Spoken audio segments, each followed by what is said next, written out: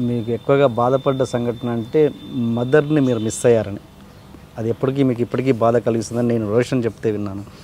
అది ఏంటది? నాకు మూడు బాధాకరమైన విషయాలు నా జీవితంలో.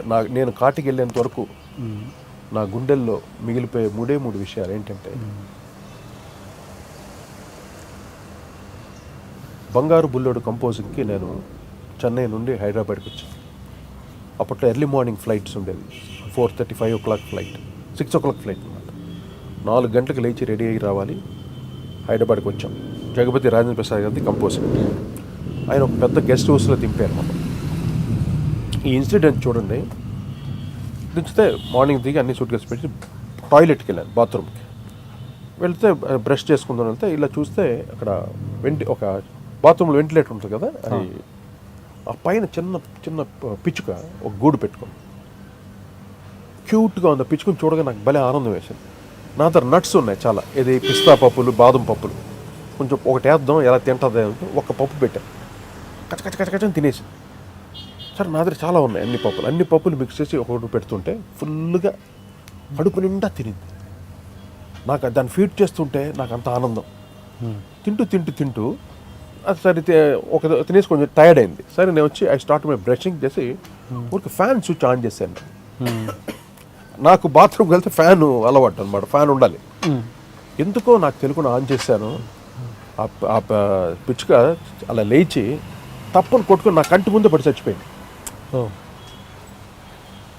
నా కంటి ముందు ఇంత తిరిపిచ్చాను దానికి, నా కంటి ముందు పడి చచ్చిపోయేసరికి నేను తట్టుకోలేకపోయినా. అది అంటే ఏమన్నా మా అమ్మ నాన్న పోతే ఎంత ఏడుపు వస్తుంది, ఎంత బాధపడతాం. ఒకే ఏడుపు. నేను లిటరల్లీ మా రాజు అయితే కంట్రోల్ చేయలేకపోయాను. అయ్యో నా చేతులారా ఫీడ్ చేశాను దానికి, నా కంటి ముందే చచ్చిపోయింది, నేనే చంపేశాను అన్న ఫీలింగ్ నాకు ఇప్పటికీ లోపల ఉండిపోయి ఎంత మదన అప్పుడప్పుడు గుర్తుకొచ్చేస్తుంటుంది ఆ ఇన్సిడెంట్. నేను ఎందుకు ఫ్యాన్ ఆన్ చేయాలి, ఆ చిన్న జీవి దాని ప్రాణాలు పోగొట్టానే నేను అనేసి ఎంత మదన పడిపోతాను. అలాగా మా అమ్మ చివరి ఊపిరి వదిలేటం నేను పక్కన లేను. కరెక్ట్గా అప్పుడు నువ్వే కావాలి హిట్ అయ్యి ఆ వేవ్లో ఇక్కడ మొత్తం షోస్ చేస్తూ బాగా బిజీగా ఉన్నాను అనమాట. అమ్మ దగ్గరికి వెళ్ళలేకపోయాను. లాస్ట్ కొన ఊపిరి అమ్మ వదిలేట్టు నేను పక్కన లేను అనమాట. నేను హైదరాబాద్లో ఉన్నాను, అమ్మ అక్కడ. ఇది నా జీవితంలో ఇది కూడా నాకు అమ్మ నేను పక్కన లేనే, నేను అంటే అమ్మ పోయేటప్పుడు నేను పక్కన లేకపోయాను అనే బాధ. ఇవన్నీ నేను కాటికి వెళ్ళేంత వరకు, నేను చచ్చిపోయేంత వరకు నాకు జీవితంలో వెంటాడుతూనే ఉంటుంది. ఎంత బాధపడిపోతాను. తర్వాత చావు అనేది బయటే, మా ఇంట్లో లేదు అనుకునేవాడిని నేను. అసలు బయట వాళ్ళే చచ్చిపోతుంటారు, మా ఇంట్లో చావు లేదు అనేసి అంత పైకి ఉండాను. అంత నాన్నగారు ఎప్పుడైతే పోయారో షాక్ అనమాట. ఏంటిది మన ఇంట్లో కూడా డెత్ ఉందా?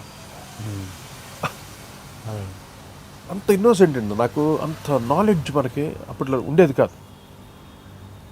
మేమంతా బతికే ఉంటాం, అందరూ బయట వాళ్ళు చచ్చిపోతుంటారు, ఆ శవాలు వెళ్తూ ఉంటాయి అని అనుకున్నాము.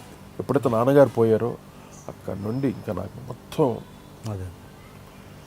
ఈ 3 ఇన్సిడెంట్లు నాకు గుండెల్లో లాగా అది ఎప్పుడూ వెంటాడుతూనే ఉంటుంది. కానీ ఆ పిచ్చుకకి ఫెనరల్ చేశాను ఆ రోజు. ఒక cigar box, empty cigar box తెప్పించి దాంట్లో గడ్డి వేసి ఆ పిచ్చుకొని దాంట్లో పెట్టి క్లీన్గా కవర్ చేయించి ఒక చెట్టు కింద తవ్వించి ఒక పెద్ద లెవెల్ ఫెనరల్ చేస్తారు చూసారా. నేను మేడ మీద నుండి చూస్తూ ఏడుస్తున్నాను. నన్ను రాజు పట్టుకొని నా కంపోజింగ్ బృందం అంతా నన్ను పట్టుకున్నారు. అన్కంట్రోల్. నేను అంటే నా కంటి ముందు చచ్చిపోయింది. నేను తిండి పెట్టి నా చేతులతో తిని ఇలాగ నేను ఎందుకు చేశాను రా పాపం అనేది అంత బాధపడిన తర్వాత ఆ ఫెనరల్ చేసి ఆ రోజంతా కంపోజింగ్ చేయలేదు. నేను ఫుల్ 3 అలా పడుకునిపోయాను గమ్ముని. నెక్స్ట్ డే ఇంకా మా వాళ్ళంతా సెట్ చేసేసరికి అప్పుడు కొంచెం బయటకు వచ్చాను అనమాట ఆ ఇన్సిడెంట్ నుండి. ఇది హైదరాబాద్లో నాకు బంగారు బుల్లోడు కంపోజింగ్ వచ్చినప్పుడు ఆ గెస్ట్ హౌస్లో జరిగిన విషయం ఎవ్వరికీ తెలియదు. ఇది ఎవ్వరికీ చెప్పలేదు. నేను నా మనసులో ఉండిపోయింది. ఎందుకంటే మీరు అడిగారు అమ్మ తర్వాత ఈ విషయం, నాన్నగారు, ఈ 3 విషయాలు మట్టుకు నాకు చాలా అది జీవితంలో మర్చిపోలేను. అంత బాధ ఇప్పటికీ బాధ కలుగుతుంది. నేను చాలా చాలా అన్నిటికీ ఎమోషన్ అయిపోతాను. ఎమోషన్ లేకపోతే ఎందుకు ఆ కంపోజింగ్ వల్ల వచ్చిందో ఏంటో తెలియదు, అన్నిటికీ ఎమోషన్ అయిపోతాను. ఇప్పుడు కూడా ఈ మ్యాటర్ చెప్తున్నప్పుడు నేను చాలా ఎమోషన్ అవ్వాలి, కానీ మ్యాక్సిమం నేను కంట్రోల్ చేసుకుంటాను నాలో. ఎక్కువ ఎమోషన్ అయితే పాపం అంటే చూసే వాళ్ళకి కూడా అది ఒకలాగా అనిపిస్తుంది. అది ఇట్స్ మై ఫాల్ట్.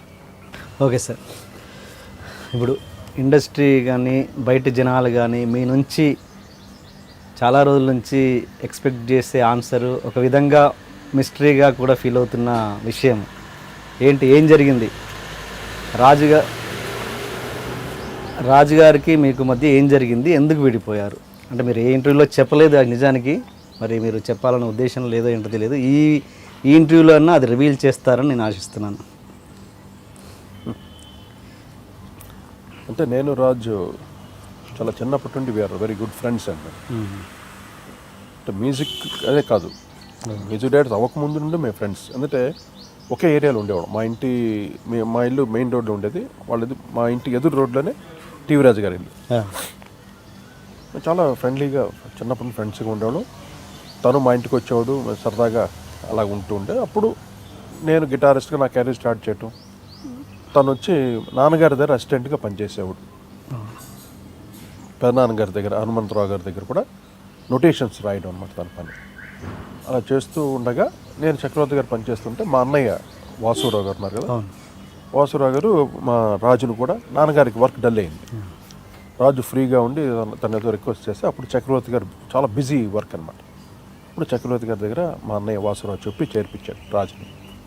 అక్కడ చేరిన తర్వాత మీ ఇద్దరు అక్కడ ప్యాచప్ అయ్యి ఆ మ్యూజిక్ గురించి డిస్కషన్స్ ఇలాగ మా ఇద్దరు ఎక్కువగా ఇన్వాల్వ్ మా ఇద్దరులో డిస్కస్ చేసి ఈ మ్యూజిక్ ఇలాగ ఉంది, వెస్టర్న్ మ్యూజిక్స్ అన్ని, ఈ సౌండ్ ట్రాక్స్ అన్ని, John Williams, Jerry Goldsmith అన్ని ఇవన్నీ చాలా డిస్కస్ చేస్తూ ఈ కలరింగ్ ఎందుకు ఇచ్చాడు, ఈ కార్డ్ అరేంజ్మెంట్ చూడు, ఇలాగా మ్యూజికల్గా మేము ఎక్కువగా ఇంటరాక్ట్ అయ్యాం ఇద్దరు ఒకరికి. అది అలా పోను ఏముందంటే చక్రవర్తి గారి దగ్గర అసిస్టెంట్స్గా మేము రాజ్ కోటిగా అసిస్టెంట్స్, కృష్ణ చక్కెర ఎలాగో రాజ్ కోటి కూడా సెకండ్ బ్యాచ్ అనమాట, సెకండ్ యూనిట్. సెకండ్ యూనిట్ మేము కూడా కొన్ని సినిమాలంతా మా గురుగారు సినిమాలని రికార్డింగ్స్ అన్నీ చేసేవాళ్ళం. అలాగే అక్కడ ప్యాచప్ అయ్యాం. అయిన తర్వాత ఫస్ట్ ఆపర్చునిటీ రాజుకు వచ్చింది. నాకు అసలు నేను మ్యూజిక్ డైరెక్టర్ అవ్వాలి నాకు ఇంట్రెస్ట్ లేదన్న, ఏదో మ్యూజిషియన్గా అలా హాయిగా ఉంది కదా వెళ్తాను.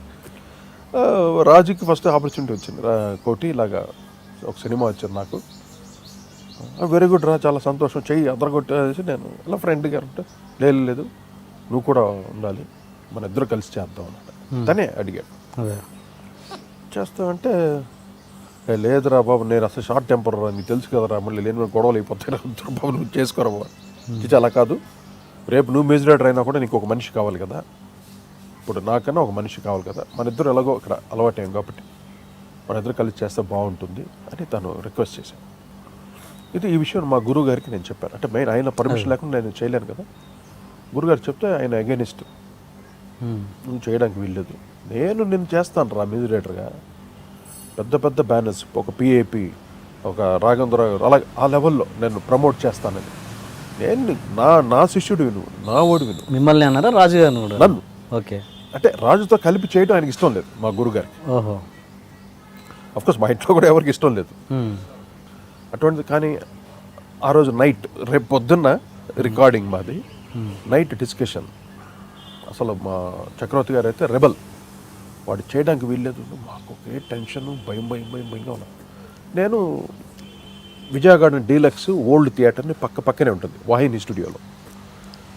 విజయ గార్డెన్ ఓల్డ్ థియేటర్లో మా రాజు అక్కడ కూర్చొని వెయిటింగ్ నా కోసం. నేను పర్మిషన్ ఇస్తే, అంటే నేను నా యాక్సెప్టెన్స్ ఇస్తే దెన్ నెక్స్ట్ ప్రొసీడ్ అవుతున్నాం అని. ఆ రోజు నైట్ అంతా టెన్షన్ అండి. మా గురుగారు ఒప్పుకోట్ల. ఇంకా బాలుగారితో చెప్పించాం. బాలుగారు వచ్చి, రే ఏంట్రా అంటే పిల్లలు కదరా వాళ్ళు ఏంటి, నో వాడు ఎలా చేస్తాడు, వాడిని నేను చేస్తాను కదా అని ఒకటే మొండి పట్టేసాడు చక్రవర్తి గారు. నేను రాజు దగ్గరికి వెళ్ళి, రాజు సారీ రా ఆయన ఒప్పుకోవట్లేదు నువ్వు చేసాయంటే, వాడు ఒకటి ఏడుపు. మా నాన్నగారి కాలంలో కూడా ఇలాగే చేశారు అందరూ, మా నాన్నగారిని కూడా అని వాడు వేరే రకంగా ఫీలింగ్ పోయి ఒకే ఏడు చేస్తున్నాడు. ఓకే. నేను అది చూసి, నా ఫ్రెండ్ ఇంత ఏడిపి వాడు అంత ఎమోషన్ అయిపోతున్నాడు, ఇంత సీరియస్ తీసుకున్నాడు అని. కమన్ రాజు, నో ఈ లెక్కకు వస్తే మటుకు నేను ఫ్రెండ్షిప్కే విలువిస్తాను రా, ఐ డోంట్ కేర్, నా గురువు అయినా సరే ఎవరైనా సరే నా ఫ్రెండ్షిప్కి విలువిస్తా అని చెప్పి నేను అక్కడ మాట ఇచ్చేసాను. ఓకే. అక్కడ చక్రవర్తి గారు అక్కడ గొడవలు అవుతున్నాయి, బాలు గారు వాళ్ళు మాట్లాడుకుంటారు. నేను ఇక్కడ మాట ఇచ్చేసాను, no we're doing Raju, don't worry, ఏమవుతుందో చూస్తాను. అప్పుడు పాపం వాడు ధైర్యం వచ్చి రాజు ఇద్దరు కలిసి ఈ స్టార్టెడ్ రికార్డింగ్. మా గురువు గారికి మటుకు అక్కడి నుండి నా మీద స్టార్ట్ అయిపోయింది కోపం. ఆ తర్వాత కూడా వర్క్ చేసాం. నేను రాజ్కోటి విజురేట్స్ అయ్యి రికార్డ్ చేసిన తర్వాత కూడా చక్రవర్తి గారు వర్క్ చేశాను. ఆ మ్యాటర్ తర్వాత చెప్తాను. ఇది ఇలా ఉండగా ఇలాగ మా కెరీర్ స్టార్ట్ అయింది. అక్కడి నుండి రాజ్కోటిగా మేము స్టార్ట్ అయిపోయింది.